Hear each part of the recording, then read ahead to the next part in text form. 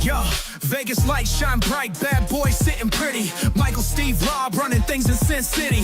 Podcast blazing truth, rhyming hard and witty. Three kings on the mic, Vegas life gets gritty. Matt Michaels dropping bombs, quick wit, no filter. Sin City's own, blending gold with the silver. Steve taking notes, every word's a thriller.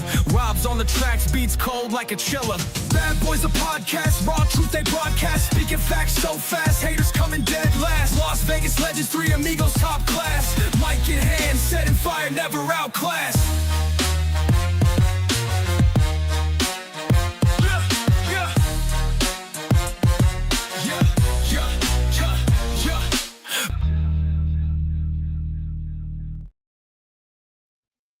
Welcome to the Vegas Bad Boys podcast. I am Sin City Steve, being joined as always by the Vegas Trump guy. The Vegas Trump guy himself.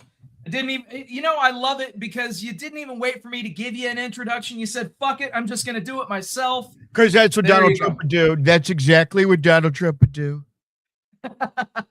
Absolutely, man. So, Rob, how was your week, man? How the hell are you doing? It was an interesting week. I got banned for a video I uploaded on TikTok. I arbitrated, and they released the video, and it only got 4 hits.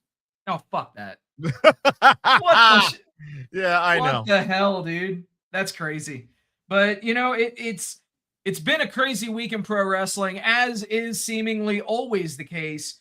I want to say thank you to everybody for hanging out with us already. I see a few people throwing some comments into the various chats. We are live on Facebook, on YouTube, and on Twitch. So make your way to one of those platforms. And on Instagram. At Vegas Trump Guy. And obviously, feel free to interact with the show. Put your thoughts in the chat box. We'll read your comments on the air, and we'll react to them. Maybe who knows? You never know who's going to react to them. I'll just leave it there. But let's dive in, man. Let's talk about the week in wrestling. Let's start off with, let's be real, probably the most newsworthy show of the week, which was SmackDown this week. Obviously, your main event, they did it. Rob, they did it. Cody Rhodes is your new WWE champion, defeating Drew McIntyre. I know you got a lot to say. So let's put it like this. This set Drew McIntyre back a long ways. Yeah. They did 2 interruptions by which first Charles Robinson gets the weakest kick to the head from a disaster kick. It was a disaster flick to the temple, and Charles Robinson does the prop fall. Of course. The worst fucking prop fall ever. He sounded like, it was like watching Randy from South Park. And he's out. Second ref comes in. He gets, I forgot if Drew McIntyre gave him a nut shot or threw him to the ground or do whatever. Robinson gets back in. Cody gets the 1, 2, 3. And at one point, Drew McIntyre comes in with the, grabs the chair and gets interrupted by Jacob Fatu. Fatu interrupts, saves the day. Cody gets your 1, 2, 3. With the crossroads. Yeah, I guess. So yeah, Cody Rhodes, your new WWE champion. So that obviously throws a giant monkey wrench into everything for WrestleMania, as we are just barely a month out. Rob, obviously I know what the match graphics say. I get all that, but where do you, as a fan, think that this leaves all of the participants on the road to WrestleMania? The point of this is that you have Randy Orton establishing himself as a heel. Kind of. By the way, as a side note, I am fucking sick of Sami Zayn acting like a babe in the woods. How could you How could you just turn on your friend of 15 years, Cody Rhodes? I don't understand. I've never been a heel before. You've been a heel like 5 or 6 heel runs in your tenure at WWE. Why are they writing him like this? It's irritating to watch idiotic Sami Zayn. I can beat Sami Zayn in the ring, and I've barely wrestled, but for like 2 seconds in some fucking practice league at a mini mall. It's irritating. But we were going to have the opportunity to watch Drew McIntyre have some interesting verbal jousts with Randy Orton, and it could have been good. Fine. You get Jacob Fatu involved. What is his purpose? He ain't winning shit. You're not going to give him a belt?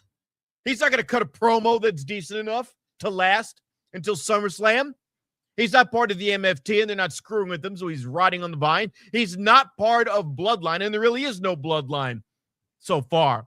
So what is his purpose except to be a disruptor? This is stupid. And by the way, Drew McIntyre was an effective heel, but he was feuding better with Cody than he would have with Randy Orton. So now you're stuck with, it's going to be a fatal 4-way. Just like, did you not say this, Steve? I said it, man. Look for a fatal 4-way. That's what makes the most sense. Just given how they're building everything up, that's kind of what would make the most sense. So no. Shout outs to our boy, the Bionic Scoop. Thank you for hanging out with us tonight. And yeah, but Drew laid him out. I mean, it literally you neutered Drew McIntyre. Realistically, at the end of the day, that's what happened here. This is almost as bad as Kofi, but a little worse, because Kofi's storyline was the fans like him, but now we're going to squash this bullshit because I don't see a longevity in him. We're just going to hand it to Brock Lesnar 3-2-1. This is even dumber than that. He called Cody the belt. Return the favor. Says Jacob has been on the hunt since he cost Cody the belt. Returned the favor.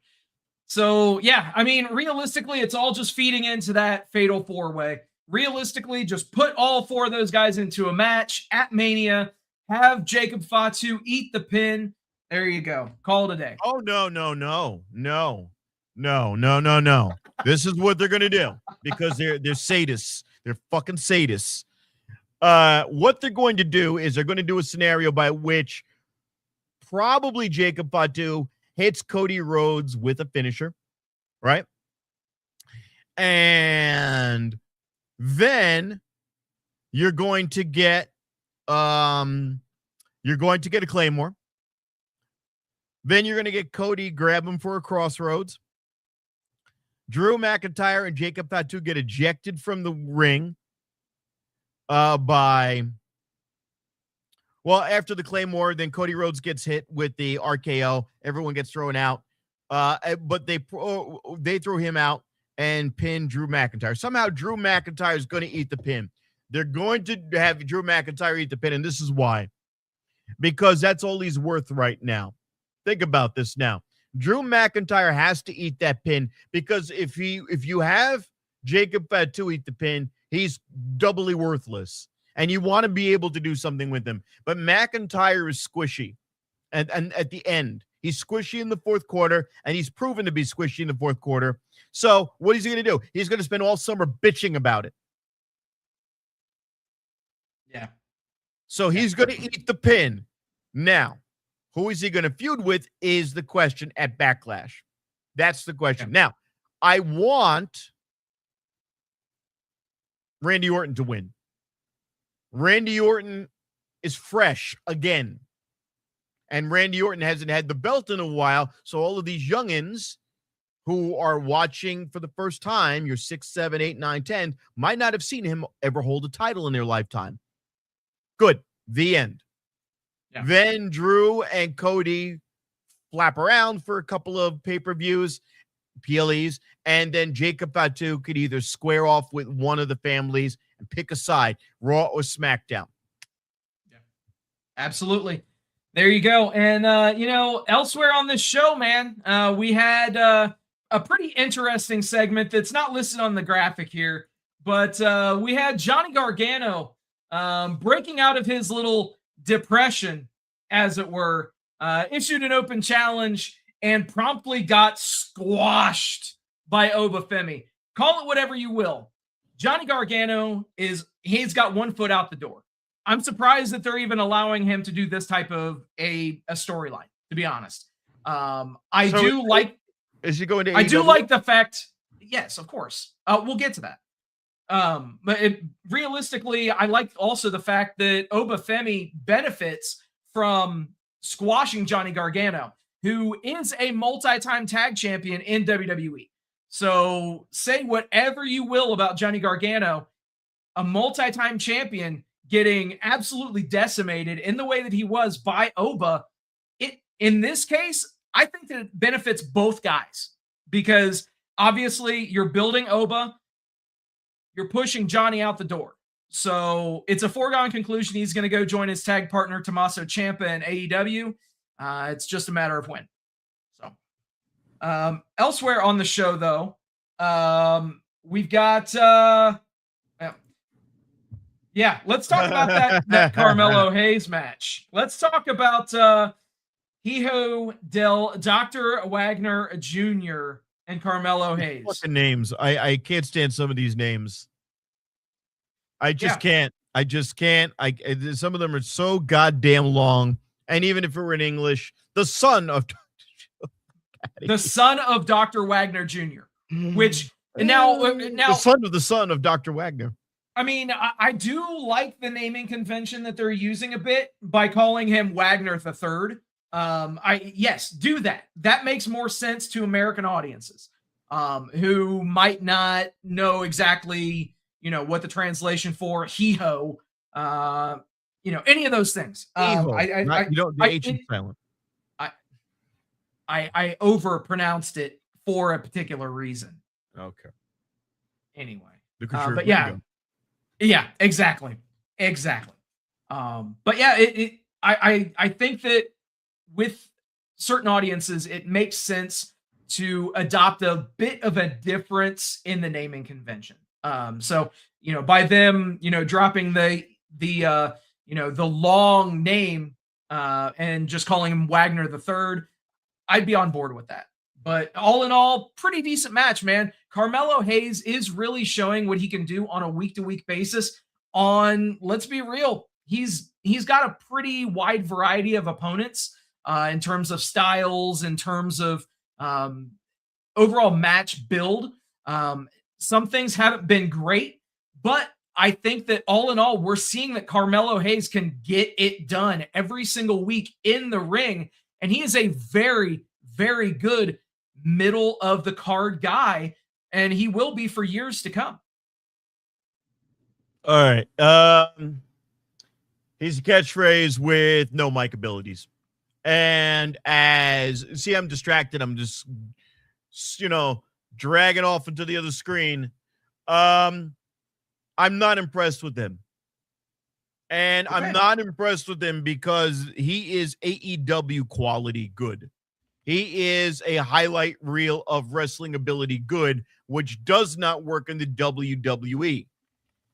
You do not get rewarded for how many matches you win and how many bangers you put on. You get rewarded for how good you are in telling a story. There's no story with him. Yeah. Damn, man. I can't even put over WWE talents. Shit. Anyway. Hey, look, Matt's not here, so. Exactly. Well, I briefly threw up the image just a minute ago. Let's talk about it though. R-Truth and Damian Priest win the tag team turmoil, and they are the #1 contenders for the WWE Tag Team Championship. And all it costs is Road Dogg's career. We'll get to that. Don't you worry. We'll get to that. Fucking age. God. So what'd you think about this one?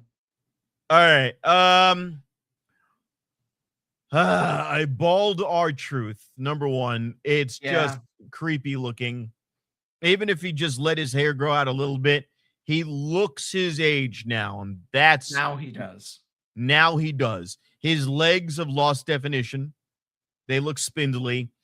If out of context, he looks incredible. Out of context, Absolutely. he's a wrestler who might be new in his 30s or 40s. In context, you go, oh, okay. But here's the thing. It's forced. Yeah. This thing came out of left field. And again, because WWE commentators are either told to be stupid or they are stupid, they basically said, oh, this was slapped together at the last second. Right. So why did you say that? You took all of the legitimacy and all of the steam out of this victory that everybody wanted by saying it was fucking thrown together. You fucking idiots. Don't bury the story. WWE is story driven.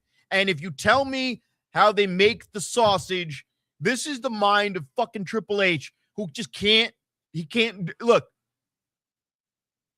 They say wrestling fans are nerds, and nerds go on tangents about sci-fi and wrestling.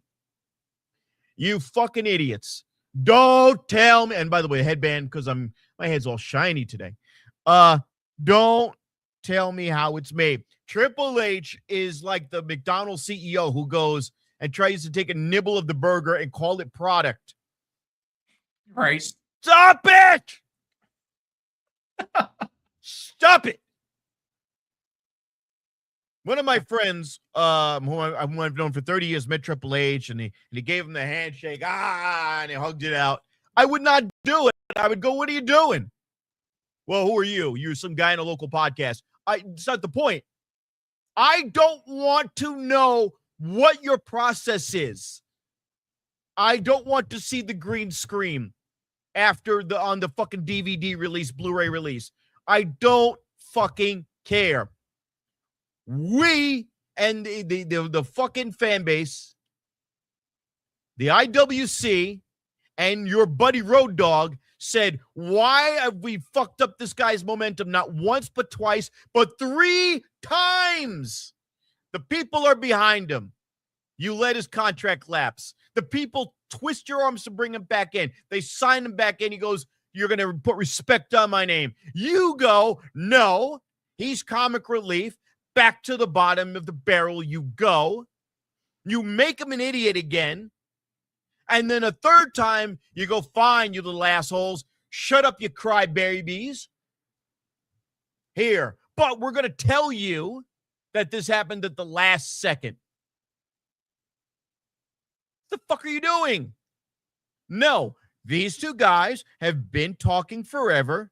They decided that they'd be better off fighting together. They're best of friends. They've been cutting promos in the back. They talked about this for a while. Or you just let them show up the following week and cut a babyface promo and don't put any backspin on it. Don't break the fourth wall. You don't have to do it all the time. This is why your product sucks. Fuck. Stop doing that. Damn. All right. Fucking Paul.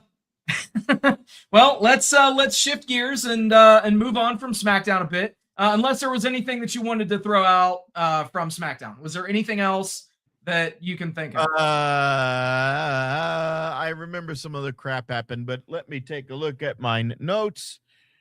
No, nothing I can remember that was of any importance. Probably, I think the immovable fortress tag team women's had a match and it went nowhere. The unstoppable forces. Yeah. The immovable cholesterol. I don't know what the fuck they're called. Yeah. Nonetheless, man, they're continuing to put them over strong. You know, for how long have we said they need new faces, they need new names, they need new acts? And here you take a rehabbed Nia Jax who has done loads for her image in terms of her appearance, and you put her with Lash Legend, who has taken extremely well to that partnership. Yeah, I think that this will be one of the more underrated moves that WWE has done. But yeah, definitely a great way to rejuvenate Nia Jax's career and introduce Lash Legend. I would have done something slightly different. I would have done this a year later, and I'll tell you why. Following the botch with Jade Cargill, I would have punished her, quote unquote, given her time to work on her physique more, to where she looks more in physique similar to Lash Legend, and then pop it, because there is no wow factor in watching somebody, and again, gradually lose weight because you don't respect it. There's no shock value to it. And she also should have been punished for what she did and then have a more dramatic reveal of the new Nia Jax. And Lash Legend, unfortunately, is too good for NXT and not quite good enough yet for SmackDown. Right now, these women are the we're catty and bitchy tag team. They don't have a lot of charisma. They're banking off of, they're just in a crabby mood all the time. Yeah, that's their gimmick.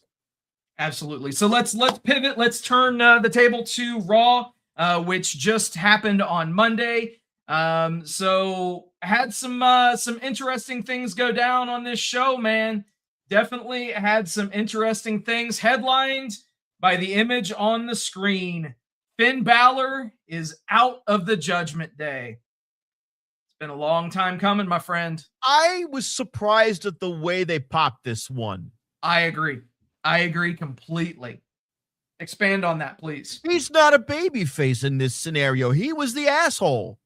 He's first things first. The Judgment Day always screw over their opponents to keep belts. The Judgment Day is supposed to be about getting belts, dominating the division, dominating Raw by all means necessary. Finn Balor says something and does stuff completely out of character. They gave him grace with CM Punk. They were like, all right, you want to do it on your own? Cool. Did you get that out of your system? Fucking A, great. And I'm thinking to myself, oh, they're going to keep this going for more months. Then Finn Balor blocks JD McDonough from saving Dom's belt. All right. And he accuses Dom of being a brat. Maybe your father was right. Wait a minute. What the hell? You were the ones who fought that narrative to get Dom into the Judgment Day.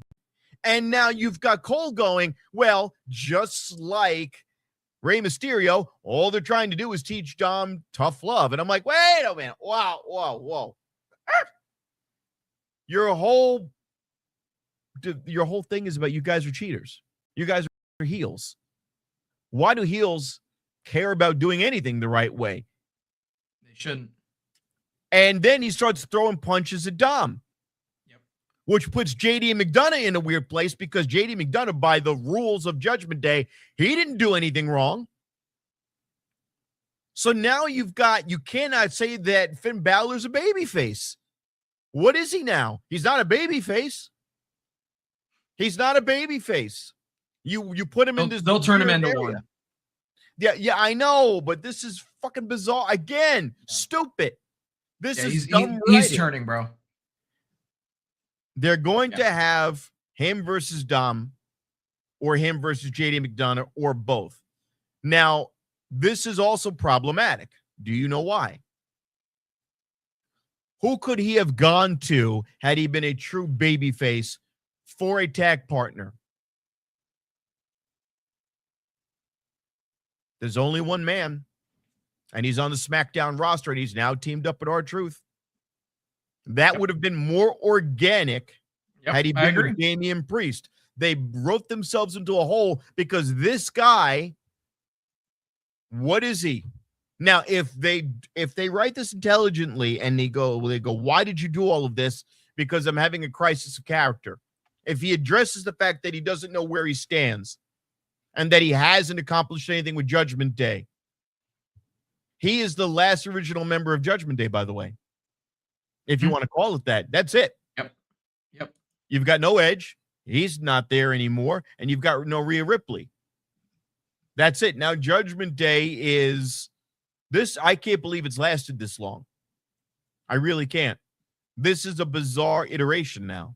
And also makes me wonder, what do you do? Because that was the leader of your group. Dominic Mysterio is kind of a lackluster leader. He is. We'll see what he blossoms into as the leader of the Judgment Day, because he's going to have to fill that role. So, unless you have maybe Liv do it, I don't know. Well, here's my thing. Raquel Rodriguez is not a mic person. She's not. She's getting over with the crowd, but she's not a mic person. JD McDonough is not strong on the mic either. And Dominic Mysterio is comic relief to Liv Morgan and everybody else in the crew. So, yeah, absolutely, man.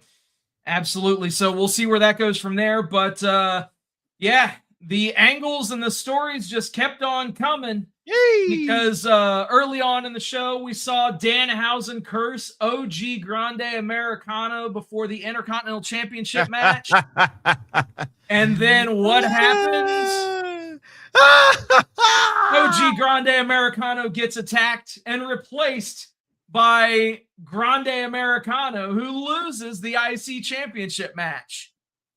I mean, say whatever you will about how the debut went down, but overnight, I love what they have done with Danhausen since that debut. So yes, just keep doing exactly this. He goes into the ring and he's just pushing the shirts, moving the. He doesn't need to wrestle. He might, but it doesn't need to happen. Right. You know, I would like to see him wrestle, and I'm going to say it again. NXT. Easy. NXT. Yep. Have him wrestle Joe Hendry. Just like how honestly on the main roster, give me Danhausen versus R-Truth. Give me that match, please. Goofy wrestling for life.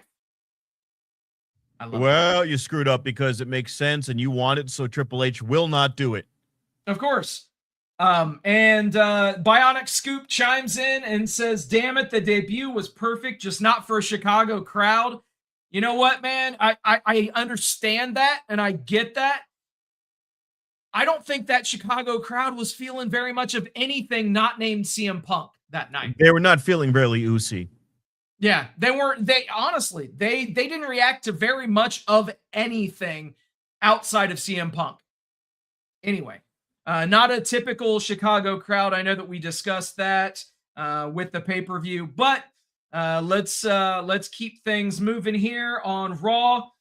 Bayley wins the WWE Intercontinental Championship #1 Contenders Gauntlet. Oh yeah, that's right. Bayley's still a member of the roster. In case you haven't, seen her on TV to, any kind of useful capacity.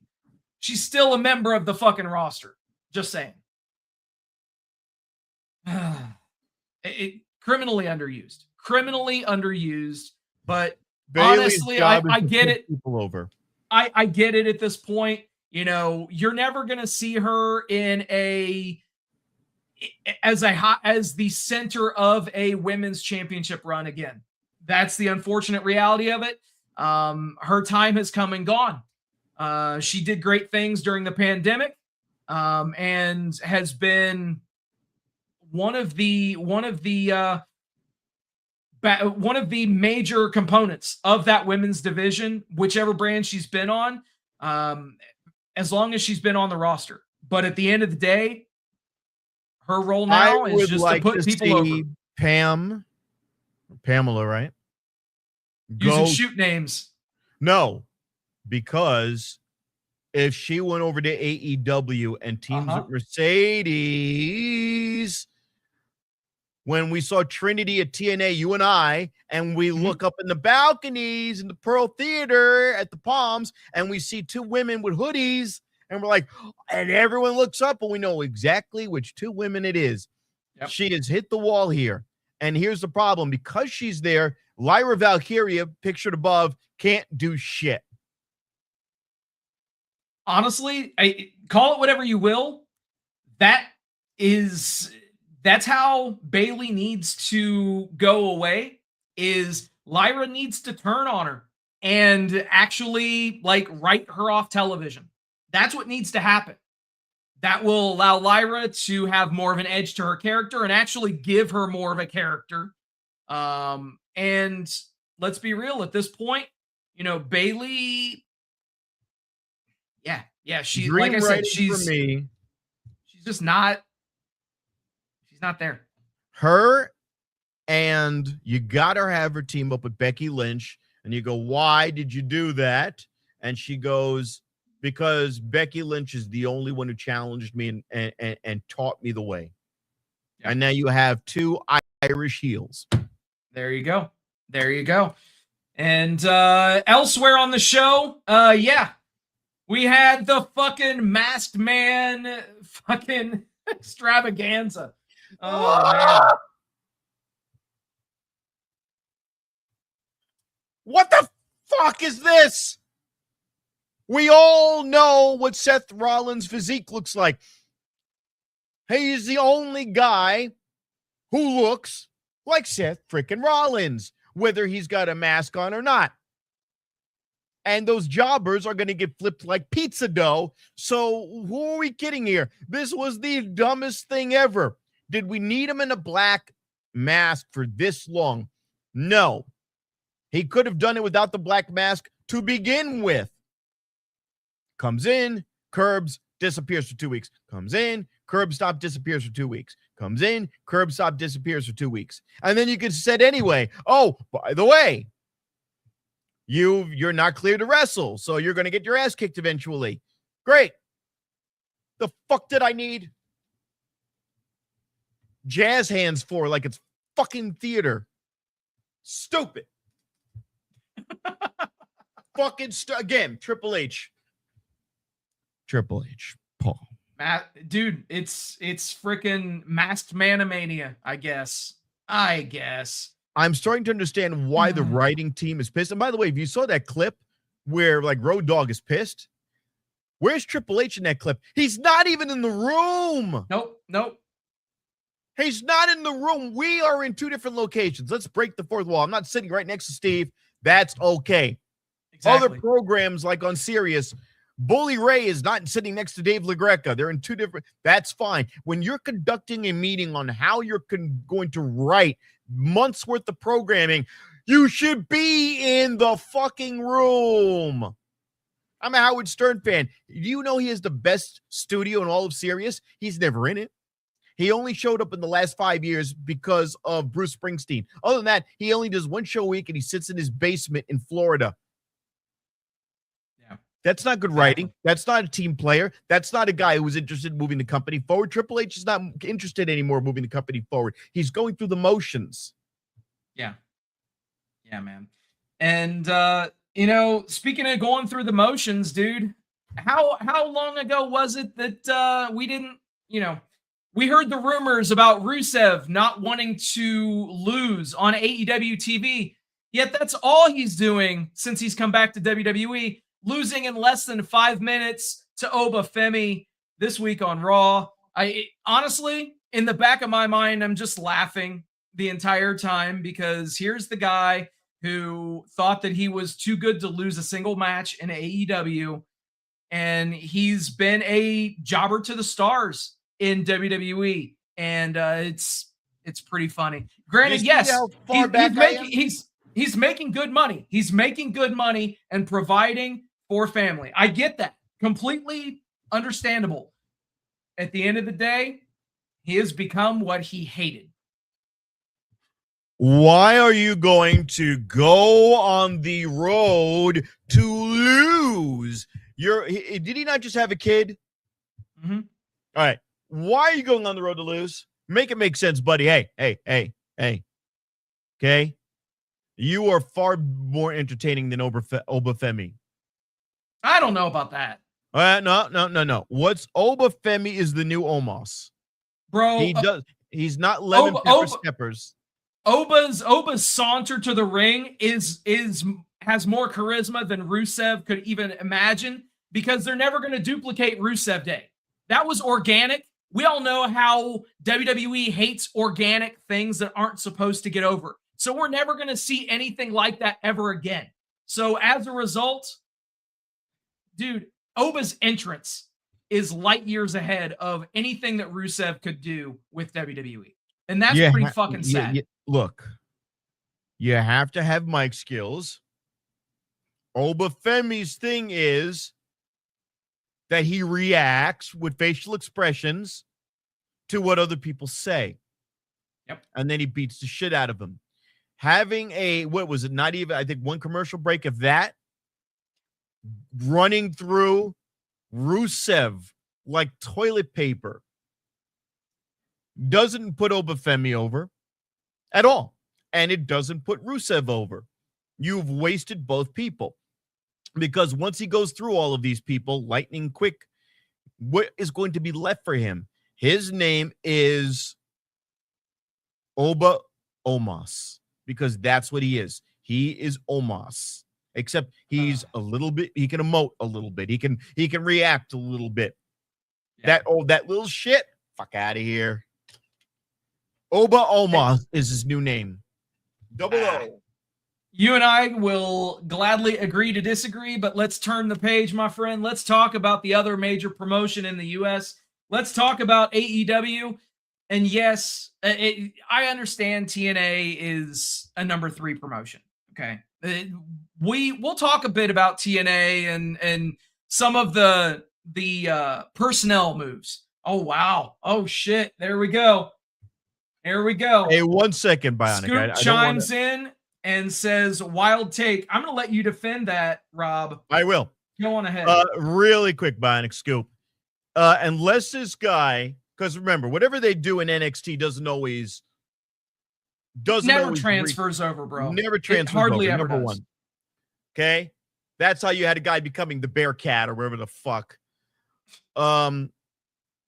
If they keep having him go through this high quality talent and Johnny Gargano and Rusev in 5-minute intervals, he will burn out all of his steam. He will burn his fuel out so rapidly, it won't make sense because there won't be anywhere to put him. If you already crushed those 2 guys that quickly, what about the rest of the roster? Who is he going to face that's going to be able to match him? And if he can't cut good promos, besides just having wild facial expressions like he did with Kit over at SmackDown, he's becoming comic relief already. People make fun of him for having the donut holes necklace. He's already becoming comic relief. They will run through him rapidly, and at least Omos had MVP to keep that steam going, and that didn't last. He will burn himself out by SummerSlam. Mark my words, by SummerSlam, you will be sick of seeing Omos and that pose that he does, where it looks like he's urinating on somebody. That's it. He'll burn himself out. Yeah, I again, you and I can agree to disagree on this. I think Obafemi will be a WWE champion during his career. LA Knight's more charismatic and has all the right moves and everything, and they haven't given him shit. Of course, but also keep in mind, age is a bitch. Okay, age can be a bitch. They could have given him 2 title runs by now. I completely fucking agree, and I wish they would have. I wish they would have given him a championship run, at least one. The guy deserves it. There have been numerous times where he was the most over person in a night on a consistent basis, and they've looked the other way. I don't think that they're ever going to push him to where we want to see him. There's only 2 flaws that he has. When he cuts a promo, he stumbles on his words, but I mean like a little flub. And and for whatever the reason, when he tries to do the jump into the top turnbuckle, every time he slips and falls on his ass. He cannot do that move. He needs to eliminate it from the repertoire. He cannot do a moonsault. I forget what he's trying to do. A moonsault off the top buckle. No, or the elbow. It's just an elbow. It's just an elbow. The elbow. Yeah, my apologies. The elbow. Yeah. But he can't do it from the top buckle with the jump up. That's it. Yeah. Don't do it no more. All right. So let's pivot and let's talk about AEW Dynamite. And yeah, man. So show kicked off. MJF retained the AEW World Championship over Kevin Knight. Duh. Solid fucking match, though. Solid match. We'll get into this at the end of the show. But yeah, MJF retaining here made all the sense in the world. At this time, right after this match ended, I was like, okay, great. So they're building Kevin Knight to at least seem credible. How stupid of me. Because as we proceed, we'll see what goes down. Kevin Knight's a future heel. Oh, just give it time, my friend. Give it time. Seconds. Give it seconds. Yeah. Elsewhere on the show, Hangman Page gets the fastest win in Dynamite history over some job guy. And then, he gets distracted by MJF and then attacked by the Don Callis family. The trios titles, yeah, that ended up being your main event on Dynamite.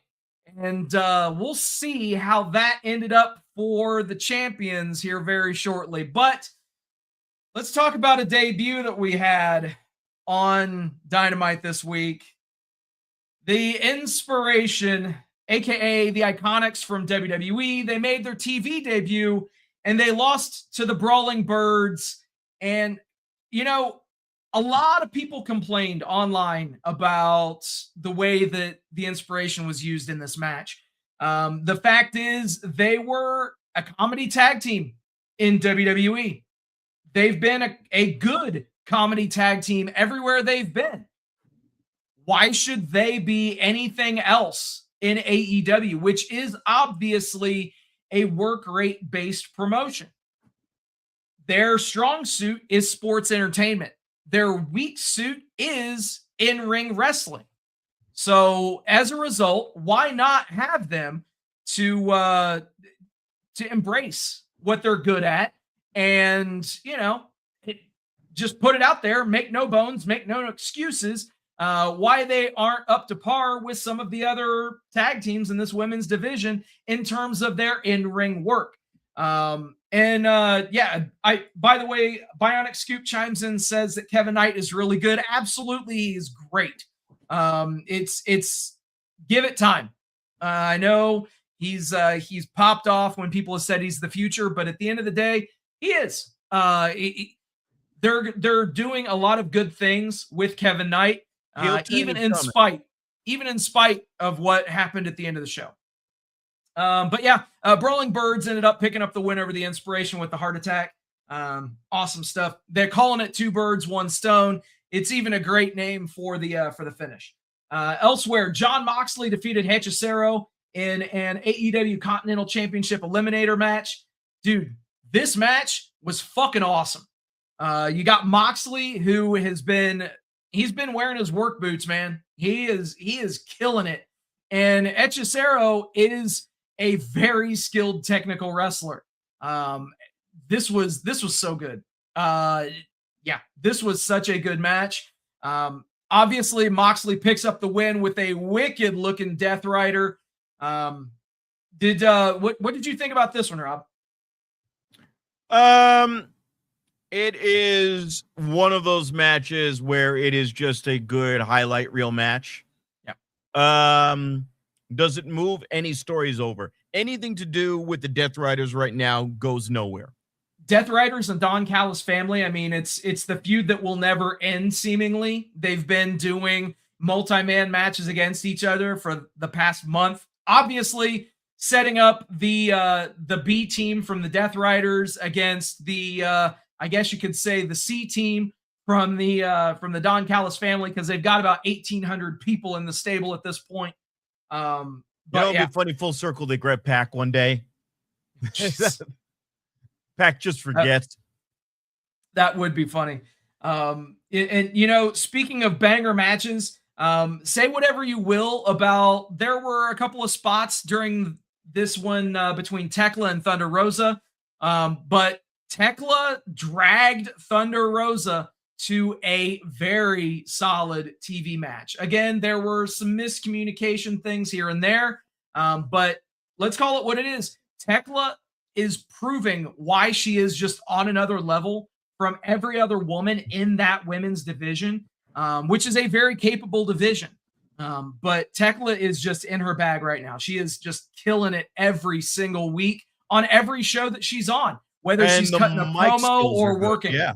The mic skills are B plus A minus, and that is more than good enough. Yep, absolutely. So obviously Tekla picks up the win there. And then in your main event on Dynamite, the Don Callis family, Kyle Fletcher, Mark Davis, and Kazuchika Okada win the trios titles.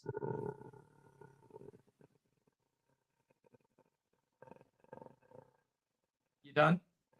What? I'm sorry. Weren't these two fucks already in a tag team that was famous? Yes, they absolutely were. So this was Kazuchika Okada and Aussie Open, arguably one of the best tag teams to ever come out of Australia.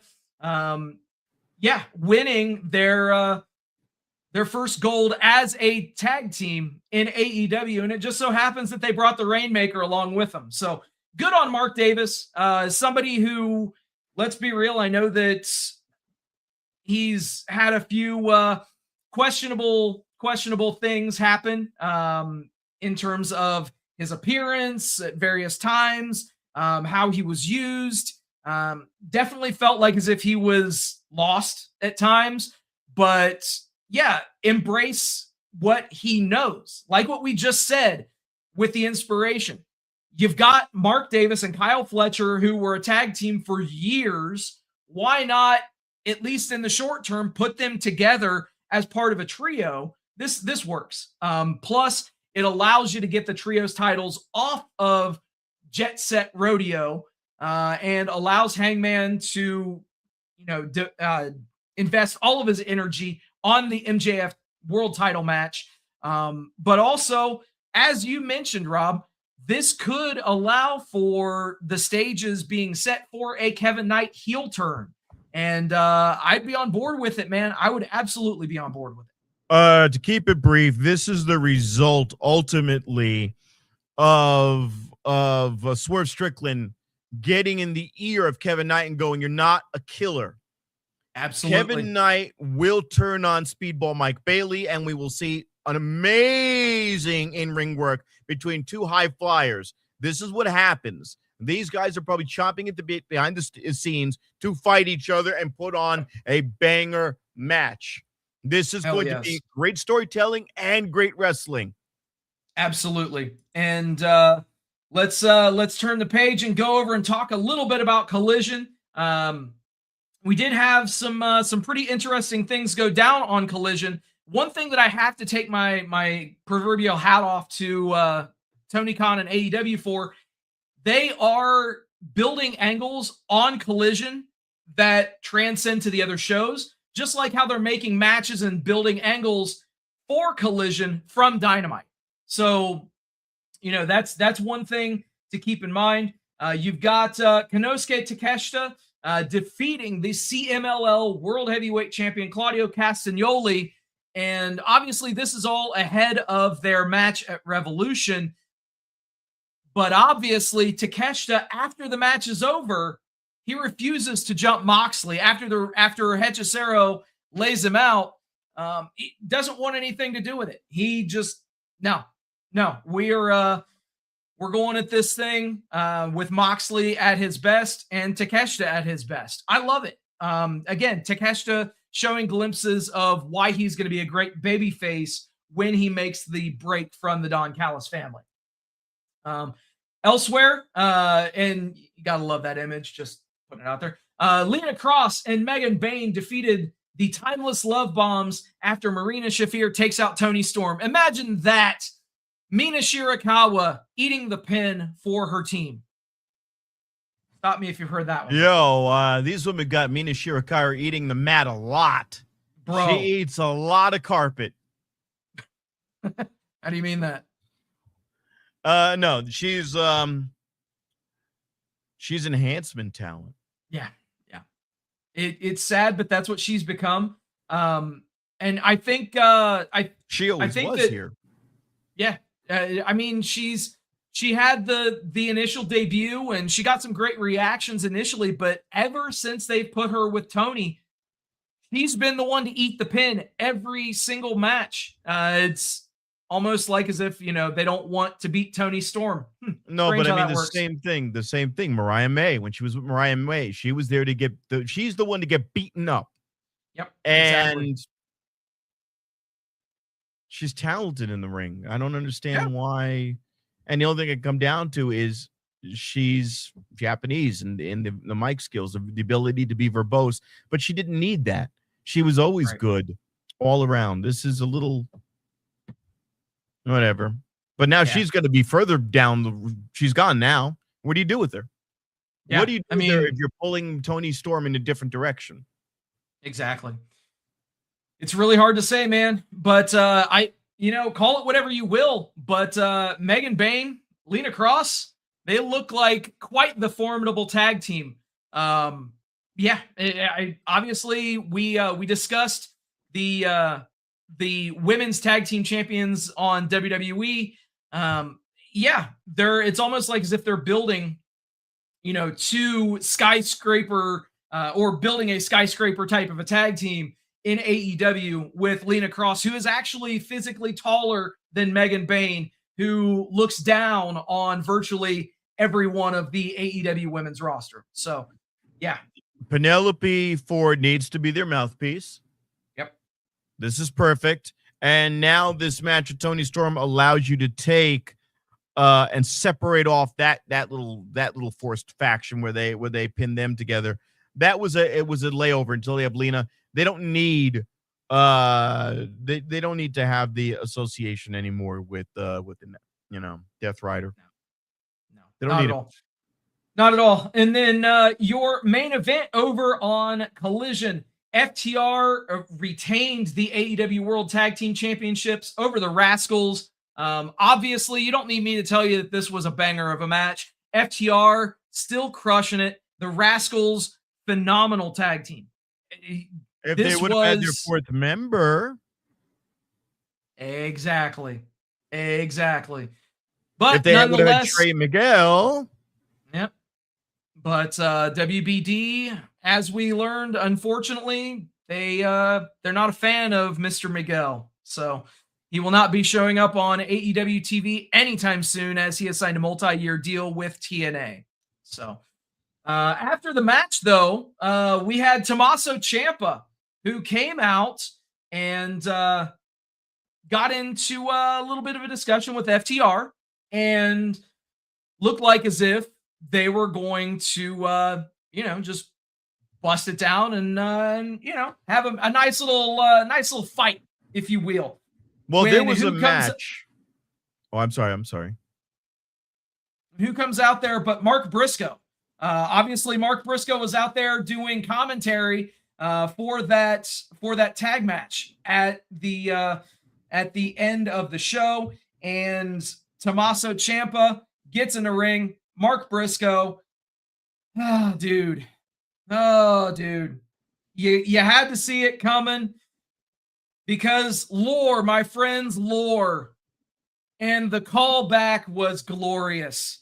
Because just as Tommaso Ciampa threw Johnny Gargano into the LED boards on NXT, he turns heel and does the exact same thing here to Mark Briscoe.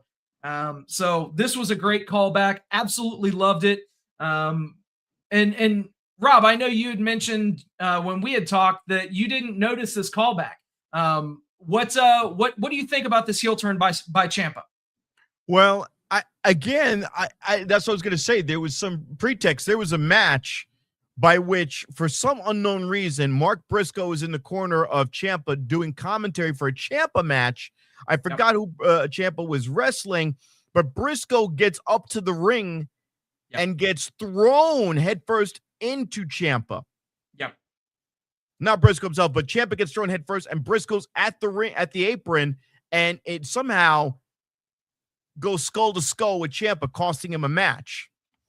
So that was the pretext. And Ciampa was like, hey, you fucked me over. You just cost me the match. He goes, hey, look, buddy, I'm sorry. Let's be friends. Then the Briscoes come out to run their mouth because they came back. This was their second appearance on the night. The Briscoes' second appearance on the night. They come out to talk shit. Briscoe goes to save Ciampa, saves Ciampa from FTR, and then Ciampa screws him over, which is weird, little weird. And it goes back to what you're showing me in this thing, but they immediately said something odd. Oh, well, since you've aligned yourself with FTR, Ciampa never aligns himself with FTR. No. They were about to stomp him out in the middle of the ring if it wasn't for Briscoe running interference. This was a non sequitur, and that was the second one of the night because you had Tekla being called out by Chris Statlander. I don't know if you had that one going, oh, we're going to have a 2 out of 3 falls match for your belt. And Tekla goes, you're not the champion, rightly so. You don't get to pick the matches. But when Chris Statlander cut her promo saying we're going to do a 2 out of 3 falls match, they run the Revolution's promo below saying that there's a 2 out of 3 falls match for the women's belt. And then when Tekla says in her promo, I'm not doing that, they run the stupid ad again. Yeah. You didn't even need to flip me. This was dumb. Why are you running the promos before it's official? And that's the unfortunate thing that they've done and this is not the first show that they've done that on.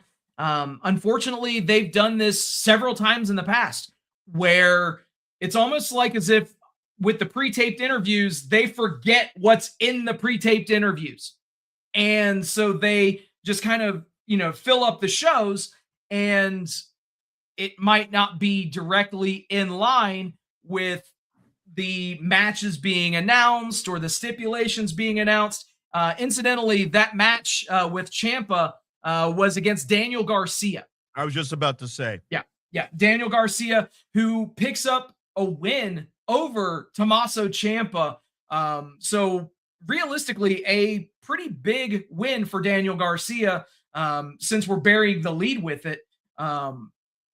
You kind of broke down everything with that. And Ciampa being cost the match by Mark Briscoe, leading to him turning heel and laying him out. So, all right. So, Rob, let's shift gears just a little bit here. And obviously, we've talked about Collision.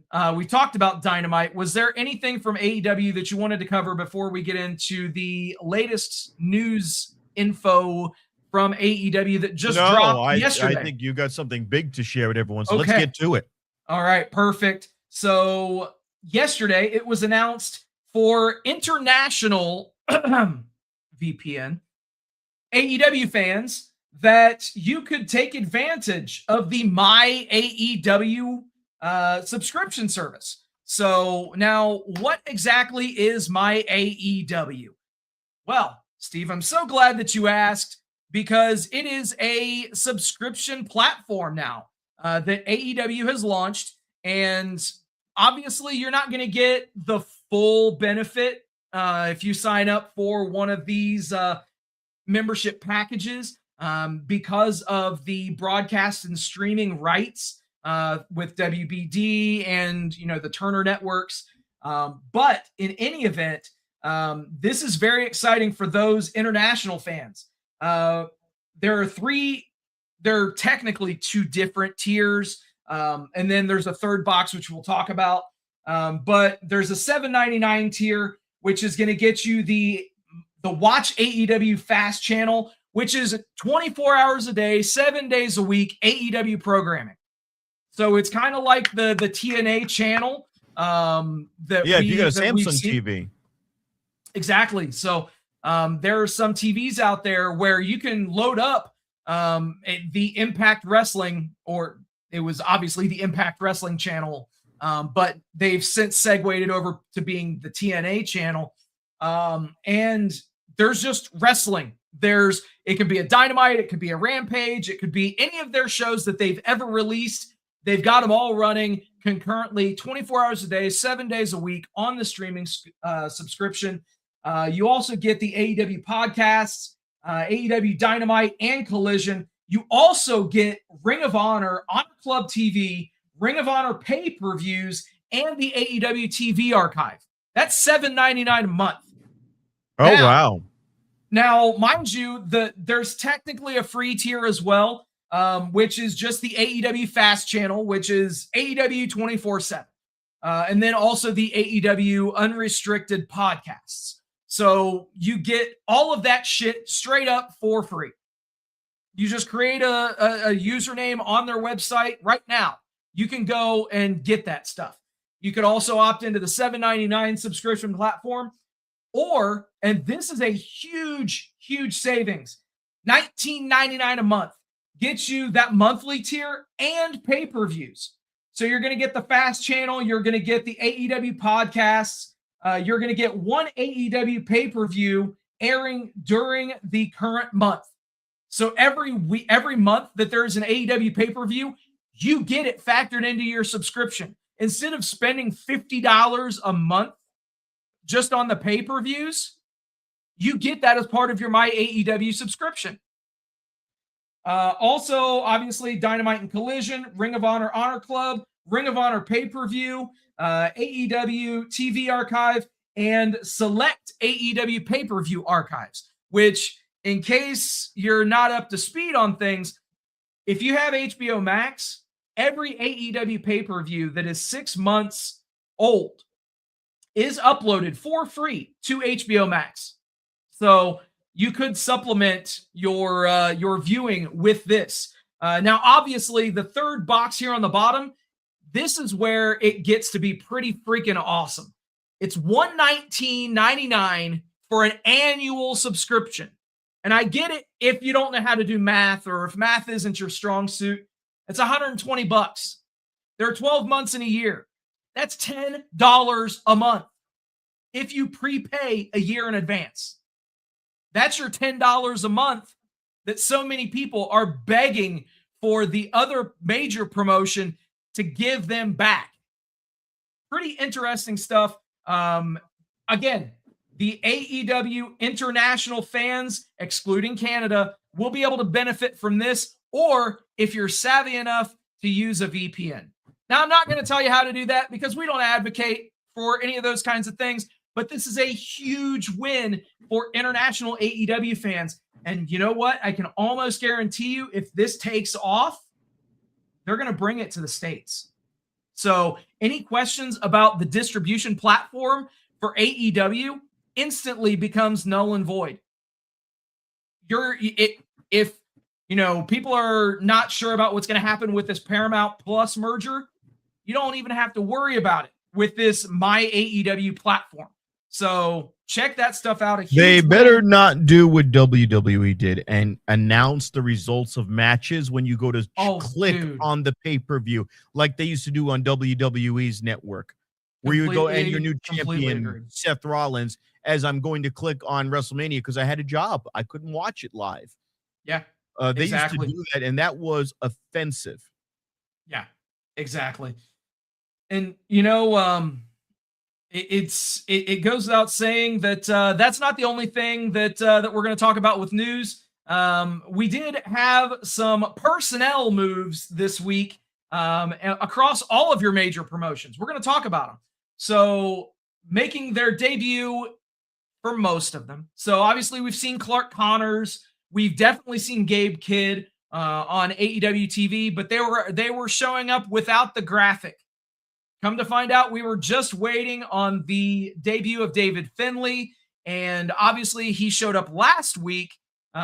This week, the trio was in action, absolutely wiped the floor with 3 local guys on Dynamite, and after the show, they get their graphics. So Clark Connors, Gabe Kidd, David Finlay, the Dogs are all the War elite. Dogs. They have the Bullet Club War Dogs. What's going on? Just fucking do it already. So there's definitely blue balls. Well, brother, there's definitely trademarks and copyrights and a lot of things that are going on behind the scenes. I'm sure Tony would have loved to have kept the trademark of Bullet Club, or even calling them the War Dogs, as was alluded to in Gabe Kidd's Titantron, for lack of a better term. So obviously in his entrance video, it says War Dogs, but they've just chosen to go with the name of the Dogs. So speaking of Dogs in the news, not good things, but Road Dogg is officially gone from WWE. And Rob, I know that you made some comments earlier about Road Dogg and how he felt like as if certain members of the WWE roster were not being written well for, and evidently he had enough this week and resigned, left the company after quite a long time as a backstage personality, head writer of SmackDown on a couple of occasions, and former head writer of Raw. This is also coinciding with some pretty piss poor writing going on in WWE right now. And you got to put the blame. Is this Bruce Pritchard? I don't know. It's to me, it's coming from Triple H. Why would I, a country bumpkin, say that? Because you see in the video reactions to the way they treated R-Truth. R-Truth goes, "You're not renewing my contract. I consider that being fired." They fight to get it back. I don't want to go over this again. And now they're doing all these things. And this guy's going, "Hey, I have talent here that's organically growing with the fandom." As we have all said, WWE does not like it unless they were the ones responsible for it. So now you find out that there's guys in the back fighting for it. Remember Bryan Danielson, the B+ player thing? That was because that's what they really felt about the guy. And the fandom said, fuck you. We don't like Dave Bautista. He's boring. Randy Orton's been used to death. Give it to this guy. This is one of those guys who's got the ear to the ground and they don't like it. So he bounced. Terrible timing. Yeah, absolutely.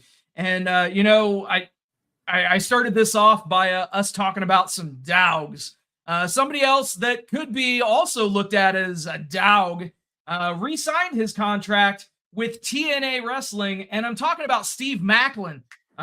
This is call it whatever you will, dude. This is the place where Steve Maclin needs to be. This is TNA. They've proven it. They are using him better than he has ever been used in any promotion that he's been. The heel face. Oh my God. Heel face. And it works every time. Yeah. It's so crazy, but unfortunately TNA doesn't work for everyone. And some people obviously are making more of a stink of it than others. Steph DeLander and Mance Warner departed TNA Wrestling, and they have since shown up in GCW. So embracing and going back to their indie roots. And you've got Steph DeLander saying so much as, "I'm not going to let a businessman with a hat tell me when my career is over." Steph DeLander obviously rehabbing an injury. And unfortunately, TNA, their doctors have taken a look at Steph, and they've said that they will never clear her. They've point blank said that they will never clear her for action. And this, what was the nature of the injury again? So as far as let me take a quick look. Yeah, because even I don't remember this one. And she just married Mance Warner. Yeah, exactly. She just got married to him. It ties in. Real life ties in with kayfabe. Yeah. You're doing a great job. It was the neck injury. I was just double checking that because she was sidelined in 2024 with a neck injury and actually had to get fusion surgery. Which honestly, I thought that she had made a return from that. But evidently not. So, she had her C5 and C6 fused. Yeah, and it's she's been cleared by her own surgeon this year in 2026. But yeah, TNA Wrestling has point blank said that they will never clear her. So And she's not a high understandable. flyer. I don't know why. No, no. I mean, you got to think of, everybody that takes bumps, man. They're putting their lives on the line, man. It only takes one incorrect miscalculation No, that's why or there's just no Big landing E in the wrong. ring. Exactly, unfortunately. Yes, sir. And speaking of Johnny TV, Johnny Consejo, John Morrison, Oh my God, look at his Nitro. lumpy head. He point blank said that in an interview with Chris Van Vliet says that I don't feel like I'm on the island with Tony or AEW right now. I do feel like I'm on the island with CMLL. So say whatever you will. It is good that Johnny TV, Morrison, Consejo, whatever, he's benefiting from having the access to those additional promotions like CMLL, like New Japan. But yeah, he's definitely done more character development in CMLL than he ever did in AEW. And maybe he just had to go south of the border. I don't know. Hang on. South of the border, I think we might know somebody that might have some pretty strong feelings about my comments. I don't know. We'll see.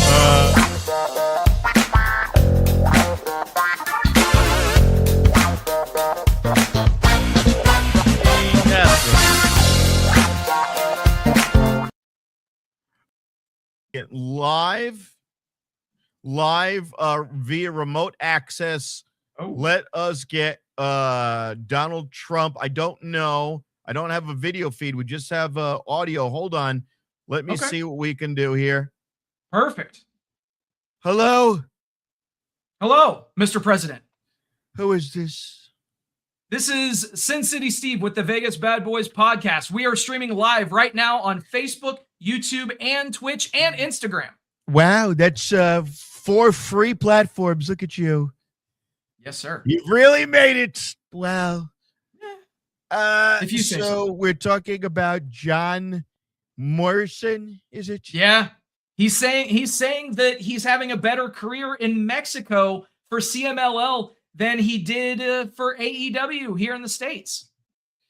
I think he was on like 3 AEW matches. I think no one's ever seen him. They teamed him up with the Eminem team, the 2 gay guys, and he tried to do the LGBTQ wrestling thing, and then they were going to have him butt kiss Sonny Kiss, and that didn't work, and they were going to do all this stuff, and then he was going to blow Dalton Castle at Ring of Honor, and that didn't work, and then they were going to bring his wife in, Taya Valkyrie, and she was going to take a strap on and cornhole him while he was tugging Dalton Castle, while the Outrunners were running trains on him. And then he said, you know what? I'd rather just be bald. And they shaved his head, and now he looks like a Mexican nutsack. Jesus. So sad. It's so sad what they did to him. He had a beautiful head of hair. Wasn't a wig. Wasn't a piece, okay? And I know a lot about Anyways, he was a beautiful man. He was a handsome man. He had great hair, the best hair. Some people said the longest hair. The greatest, like next to myself, almost as good as me. Some people said close to Donald Trump, but not as good as Donald Trump. And his wife was a piece of ass, but nobody gave a shit about her. They teamed her up with that New Jersey dyke that nobody cared about. Okay, they put her in the ring with that sloppy bitch who does the commercials on WWE for WGU or whatever fake university. Southern New Hampshire University. Wow, you know the name of the fake university. How sad is it? They don't even have her at commercials on her own show. She has to do, hi, my name is Diana Slapazzo, and I'm sloppy, And here's my commercial for SNHU on WWE programming because they don't even like me enough to put me in an ad on my own show. Yeah. Wow. You know, It's sad. they could put you in a singlet and give you one of Nia Jax's old singlets that you probably fit into. Instead, you're not even good enough for your own. You're not even good enough for Ring of Honor. So sad. No, but seriously, wasn't she the maestra, the virtuosa, little virtuosa, and she put you in the Velas Diarmo or whatever the fuck her move was called that nobody remembers because they don't want to use her on Ring of Honor. They don't want to use her on NXT. Oh, excuse me. She'll be there soon, cleaning up the back. It's so sad. And now their husband, because, she was doing threesomes with Johnny Impact Wrestling, TNA, NXT, and Impact Wrestling, John Morrison, Hannigan, Flanagan, Johnny Luchador, whatever name he is this week. Johnny cleaning at the back of the GCW arena, and now he's bald. He looks like he's a cancerous nutsack, this freaking guy. I hope he grows his hair back. Okay. If not, he's going to have to wear one of Taya Valkyrie's Merkins, and nobody wants to see that. Nobody wants to see him wear one of her yellow, hairy pussy wigs, And you know what? Here's what we're going to do. We want you to start shaving Deonna Purrazzo and start shaving all around because we know you're a hairy Italian and give Johnny Impact a new wig, okay? Or you know what? You could just walk into the ring and you could just sit on his head as he walks into the ring and he'll have hair again. How's that? I'm the smartest man. I'm worth billions of dollars, Steve. Did you know that? Okay. Your guy, Matt Michaels, okay? All he needs to do is take some ivermectin and he would be right back on the show. Take some ivermectin or hydrocortisone, and he will be back on the show so quickly, but he's stubborn. And he's taking the Joe Biden. He's on the Joe Biden, Barack Obama plan, and he's got no health insurance. And he's been gone for billions and billions of weeks. All he needs to do is take the ivermectin, hydrocortisone Alege, and he'll be fine, but he won't do it. He won't do it. Why can't he just do it? Why can't he just admit that I have a better healthcare plan? Why can't he just do that? He's been gone for 7 months because he's not willing to just get on the Donald Trump plan system. Okay? Joe Rogan did it. Joe Rogan, look at him. Look at him. Is Joe Rogan ever sick?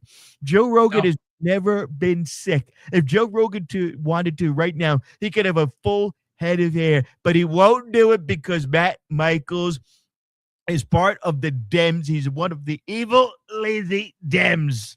And this is why he got banned from TikTok, which I own, by the way, because of the evil, lazy, Democratic AOC algorithm. We call it the AOC algorithm, the AA rhythm. Okay. And she has no rhythm. She's a Puerto Rican and she has no rhythm. She's a Puerto Rican and she has no rhythm. She has no rhythm. She cannot do step. She cannot do the Macarena. I can do the Macarena. Okay. I can dance better than Bad Bunny, who should have been deported. I can dance better than him. Why they even had a Bad Bunny Super Bowl? I could have done a better Spanish halftime show. So, sure. We live in these are very sick people. These are very sick people, Steve. They're crazy people. They're crazy people, Steve. Okay. Absolutely. Yes, sir. Mr. President. People. I gotta go. I can't even do this. Next week, we will have Pam Bondi explain it all to them. All right. So you heard it here first. Thank you for joining us tonight, Mr. President. We definitely appreciate you. We're just going to just continue talking a little bit about some of the other things as we head into WrestleMania season. And wouldn't you know it, logos and specialty merchandise and other branding have been worked on within some departments of WWE for who? That's right. TB12, part owner of the Las Vegas Raiders. Incidentally, the Las Vegas Raiders who play football at Allegiant Stadium, which is where WrestleMania 42 is going to be next month. It's going to be half attendance. It's going to be. It's also going to be Logan Paul versus Tom Brady in the fucking match. Wait, what? Tell me, take a look at this shit, man. They've been teasing it. They've had Logan Paul going at it with Tom Brady. So obviously it's probably going to be like some sort of a 6-man, or maybe they just do some sort of an appearance by Brady, but he costs Logan Paul like a match or something. Pause. We forgot to cover one important thing that they did announce within the last week since we've been on the air, that Paul Heyman is out indefinitely with injuries. Yes. Don't know what he's doing in real life. Maybe he does need surgery. Don't know. They said he's got a deviated septum, a fractured spine. They went through and they said from the stomp that his face and his spine are damaged. He has a bruise on his spine, and that he has a deviated septum, and he's going to be out indefinitely. So with Paul Heyman off TV, right? So with Paul Heyman gone, yep, the vision now, if they're going this route, is effectively done, because you've got the vision by which you have Logan Paul and Austin, whatever the fuck his name is, Theory. Austin Theory. I was gonna say Austin Aries. He went by only his last fucking name toward the end of Vince's term, and you couldn't even remember that shit. That tells you how non-memorable Austin Theory is. Yeah, that's right. He was Theory, and that's it. They're disruptors now. They are waiting for Braun Breaker to come back and Bronson Reed to come back. Those two guys are. I hope they don't do this to these guys.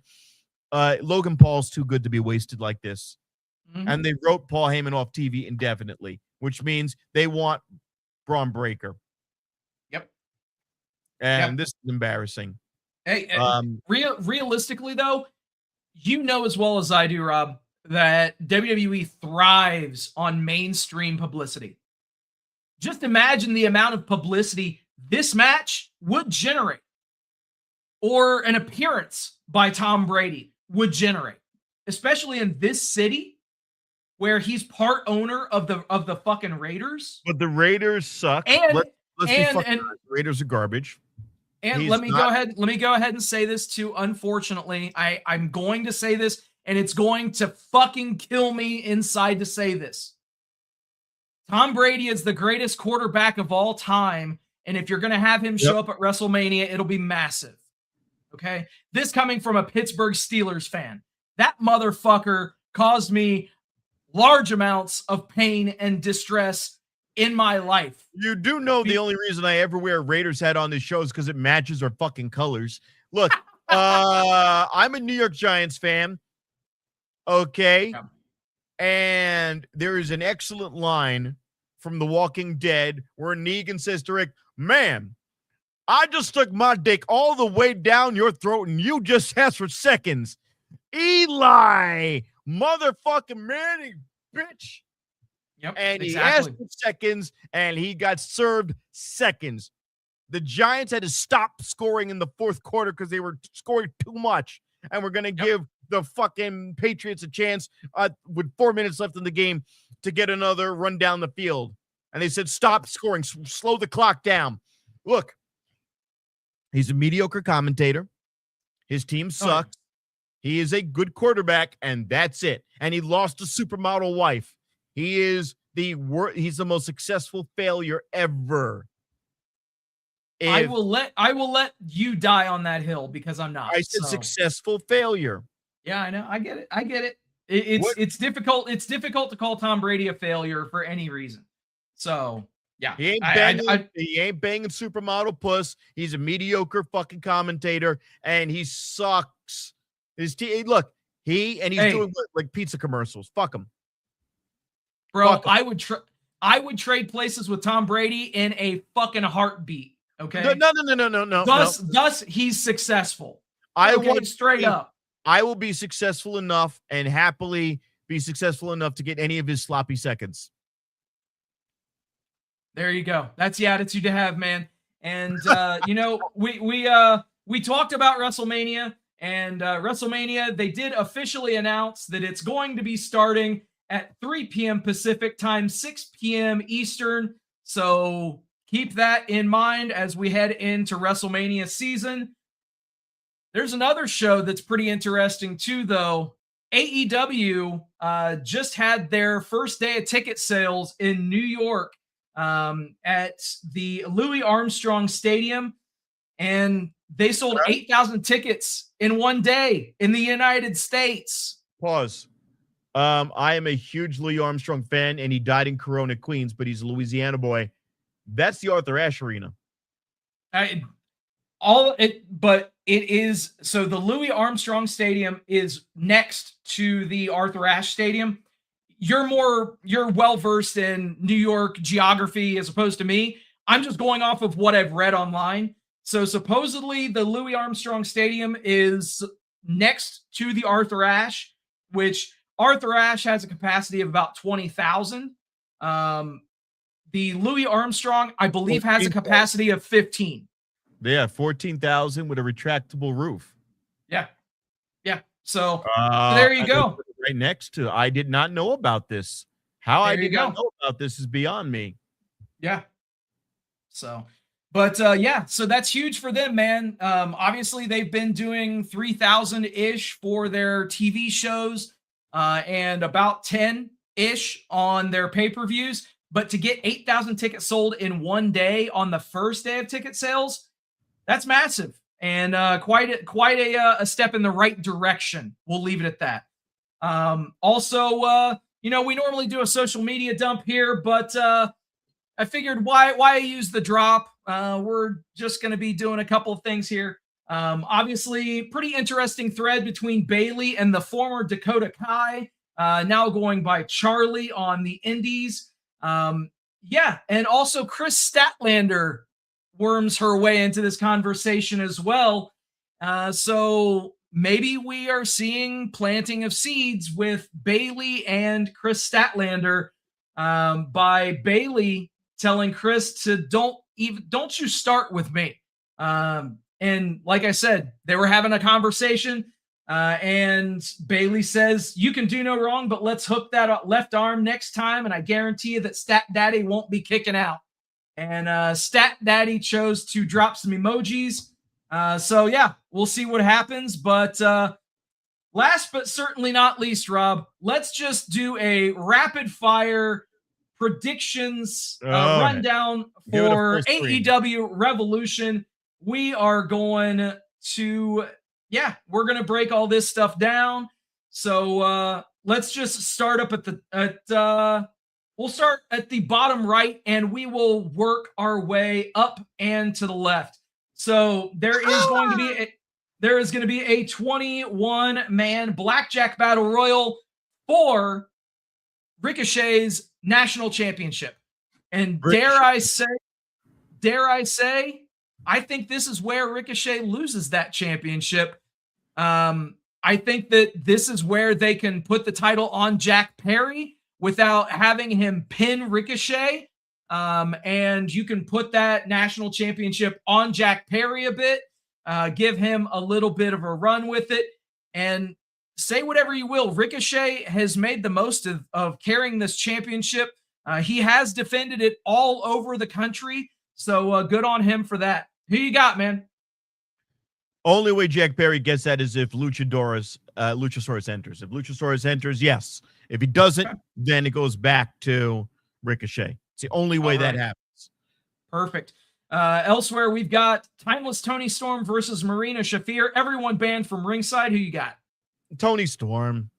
Okay. All right. Marina Shafir, if you go that route, you got to put more TV time on Marina Shafir. Right. I agree. She's got the mic abilities, maybe, but I don't think she could. No. I'm right there with you. I think they're going to give this one to Tony Storm. There's a reason why she hasn't eaten any pinfalls in her teaming with Mina. That's to keep her strong. And why would she take a pinfall here to Marina? Hello. Anyway. All right, so then we've got the AEW Trios Championship. We've got the new champions, the Don Callis family, Aussie Open and Kazuchika Okada versus Jet Speed and Mystico. I got the DCF retaining on this one. Yeah, that tag team is 2-4-2 new. Yeah, absolutely. And also, they need to have the loss so you widen the gap between Mike Bailey and Kevin Knight. Yep, I think you start to see some dissension. You have Bailey eat the pin here. After probably having Kevin Knight look fantastic in the match, and maybe Bailey fucks it up and loses the match. That's what would make the most sense. And then next we got the match for arguably who could refer to themselves as being the most dangerous man in AEW. Swerve Strickland versus Brody King. Who do you have in this one, sir? Swerve, easily. They tried to make him a heel, and the fans still backed him because he didn't turn on the fans. He just became a heel. He just became dangerous. He became violent. People like violence. He's going to get ultra violent with this guy. Brody King is squishy, so he's always been squishy. Agreed. Swerve Strickland here, and then up next we've got what it says here, 2 out of 3 falls match for the AEW Women's World Championship, which, Tekla's promo on Collision, we didn't really talk about it, but mid-promo, she point blank, because obviously she was saying how, no, I'm not agreeing to the stipulation, but at the end of the promo, it sounded like as if she relished the idea of being able to beat Statlander twice in one match, and I think that's what she's going to do here. Tekla retains. Yes, but why? Because of this. Statlander cannot cut a promo. She can't. Tekla can. And the crowd was starting to chant Tekla. Yep. Tekla's over. Statlander sucks. She needs to be an alien again. Just stick to being an alien and being weird. She needs to get beat upside the head, have a brain thing go on, get a foggy brain. I'm an alien again. Hey, just like Tony Storm became whacked out, Statlander needs to become whacked out and babyface. Cool. All right. So Bandito and Andrade El Idolo. Give me Andrade. I don't know. It doesn't matter either way. It's a pointless match because Andrade goes back to obscurity. Bandito is over with the people. Bandito wins. Andrade will come after him for it. Have a long-term feud. Cool. I like it. And incidentally, my only reason for choosing Andrade is they featured him pretty heavily in the world title echelon, if you will. And they've said that he's going to continue to go after that championship. All right, why would he lose here? Maybe. But, all right, hey, stick to your guns. You chose Bandito. I'm sticking Andrade. Hey, yeah. You're probably going to be right. I'm probably going to be wrong. That's just how it goes. Okay. And elsewhere, we've got the... What's that? I said, for once, I didn't want to talk. Nice. All right, so the AEW World Tag Team Championships, FTR versus the Young Bucks. Obviously, FTR beat up the Young Bucks family. And this pay-per-view is in LA, so all of the Young Bucks family will be there. Yeah, you're lying if you think that FTR is walking out with those titles. The Young Bucks win their 4th AEW World Tag Team Championship. Yeah, they will. But it will be a lackluster. This is just their chance to do a retro Young Bucks gimmick and just, center case. But they have nothing to do with it. They have no vehicle. They have no way to push it other than to be the Young Bucks. But if you give it to FTR, they can now be super dicks. There might be more steam in having them be super dicks and beating them when it looks so obvious. And then do what I really want and have the fucking Bullet Club, which if you have a bunch of disgruntled, completely broken Young Bucks, you could really have them go desperate seeking for help. Okay, sounds good. FTR, there we go. We are split on that one. And elsewhere, we've got the AEW Continental Championship with no time limit. Jon Moxley defends against Konosuke Takeshita. Moxley retains this championship. Takeshita already beat him once back in December in the Continental Classic. Moxley's got to get that win back. The time that they did run it back, it went to a time limit draw. So thus, we are 1-0-1 for Takeshita, 0-1-1 for Moxley. Yeah, we gotta tie that back up. Moxley beats him. I do not think it will be a clean ending. I think Okada, Kazuchika Okada is going to fuck him over somehow, some way. And that's going to be the final straw. I could easily see that. And then that would allow Takeshita to leave the DCF finally. And maybe you could put him in put him as a Death Rider. Oh, I didn't even think about that. You certainly could. You could do that. I didn't even think about that, but you could do that. It's a possibility. I would love to see him as a Death Rider. I'd be on board. I like that idea. Holy shit, Rob. Out of however long you've been doing this show, you finally have a good booking idea.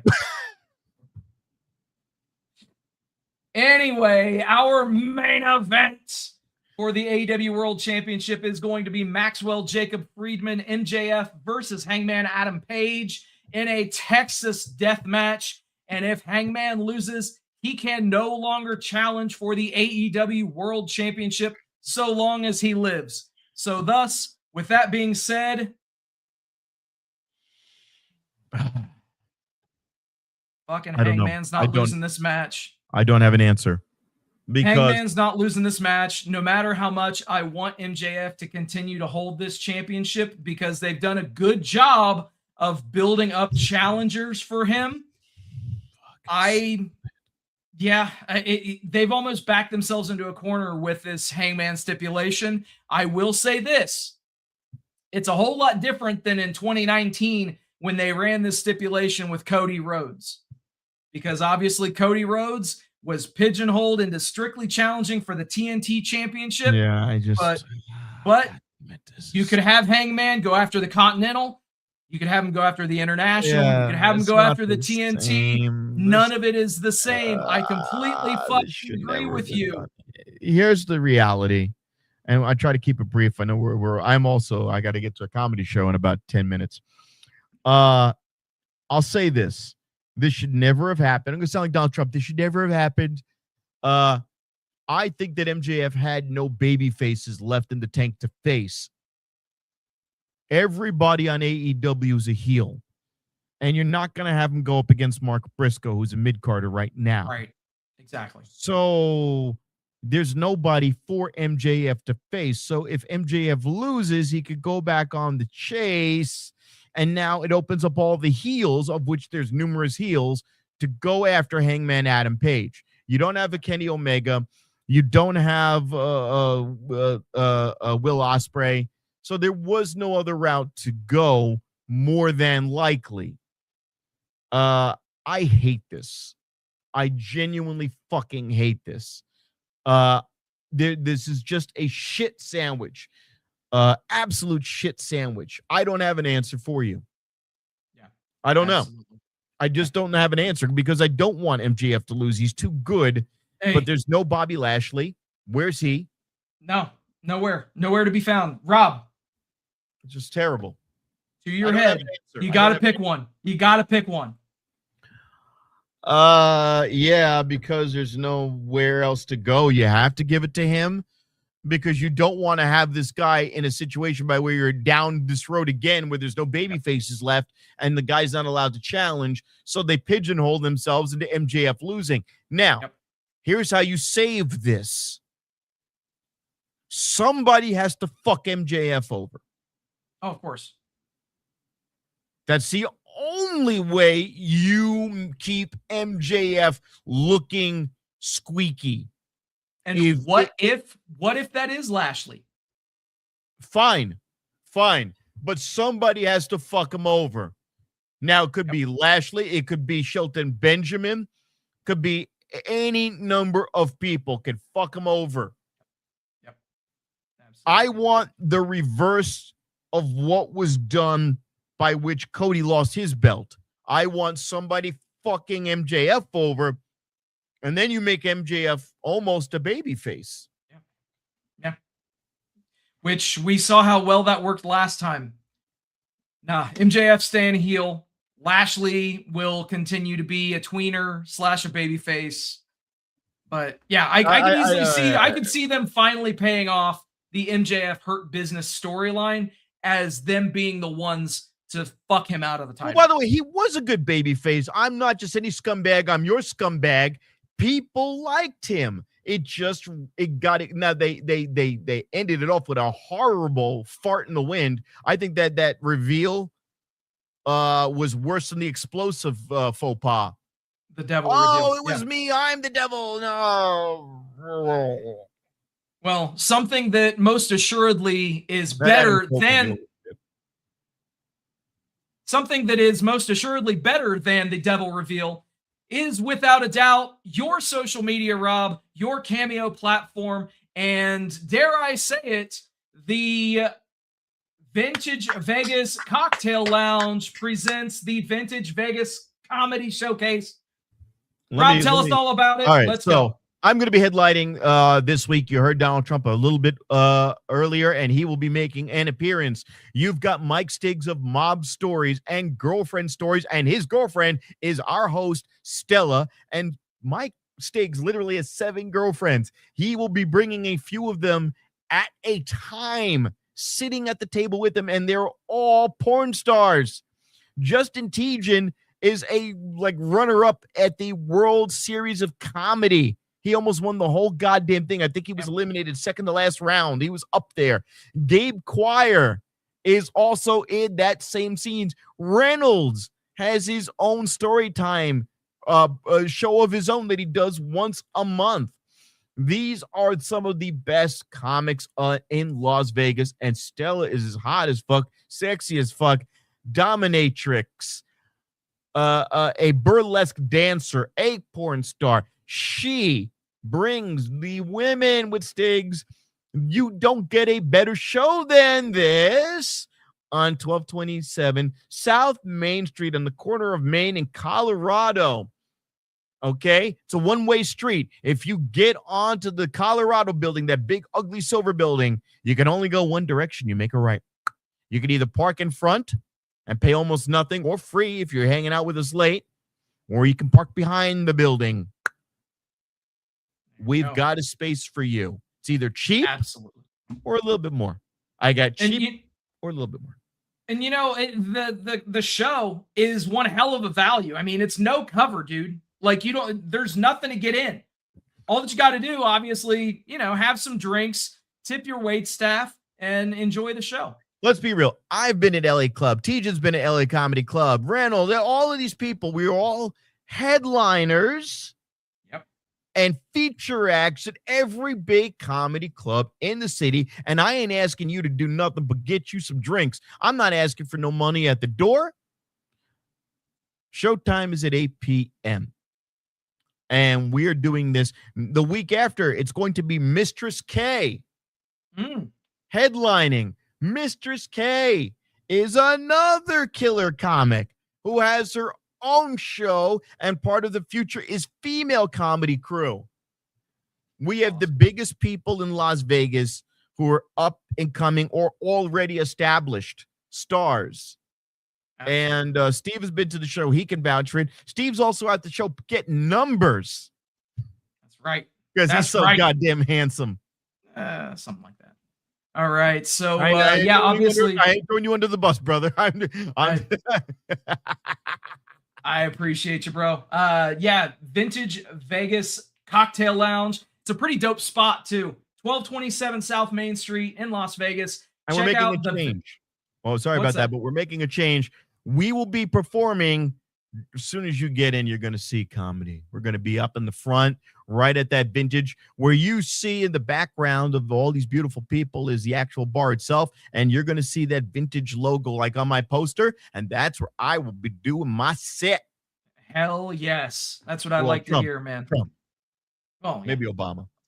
Yeah, maybe. All right, guys. And also, Rob, where can people follow you on social media, bro? Vegas Trump Guy on TikTok, Instagram, Facebook is BOCE Comedy. If you'd like to get a little bit more serious with me and see some of my thoughts on what's going on in the world, and BOCE Comedy is where you can find me on Cameo. And I've got some other pages, but let's keep it simple. You want a cameo of Trump, Obama, whoever you could think of, but let's keep it with my two main guys right now. Yeah. No Biden. Why? Because he's fucking boring. No shit. All right, guys. I want to say thank you to everybody for hanging out with us tonight. Thank you for liking, sharing, subscribing, doing all the stuff that you guys do. We appreciate each and every one of you. Also, a very special thank you to all the brave men and women serving this country, whether you're doing it on lands foreign or domestic. Thank you for doing what you do so that we can do what we love to do. And last but not least, repsports.com, reppsports.com. Go there for all your pre-workout, weight loss, and general energy needs. Repsports.com. Use promo code Vegas at checkout. Save yourself 10%. Rob, we made it, brother. And I do want to say, if the rumors are true, next week we may be being rejoined by one Matt Michaels. So, well, then you won't have to do that full screen for me anymore. We're gonna knock each other right out. We're gonna cancel each other right out. I know, man. It's gonna be a blast. But I hope that everyone that's watching or listening will join us next week. We'll be right back here on Facebook, on YouTube, and on Twitch. Also, if you can't catch us live, check us out on Spotify, on iTunes, anywhere that you get your podcast. And man, it's going to be a great week. We got AEW Revolution coming up, but you know what? They held back on a lot of what they could do. Did any of you have a great time tonight? Yeah. With that, everybody, thank you for hanging out. We'll do it all again next week. Till then, happy wrestling.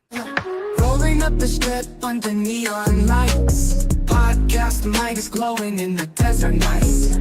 Matt Michaels leading with the swagger tights. Sin City Steve right by your side. Alright. Rob Butcher, Larry dropping truths, no fear.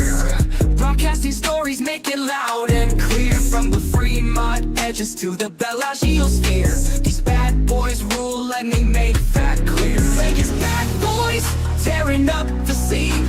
To Matt Michaels and the Vegas Boys of Podcasting, this is John Cena saying thank you so much.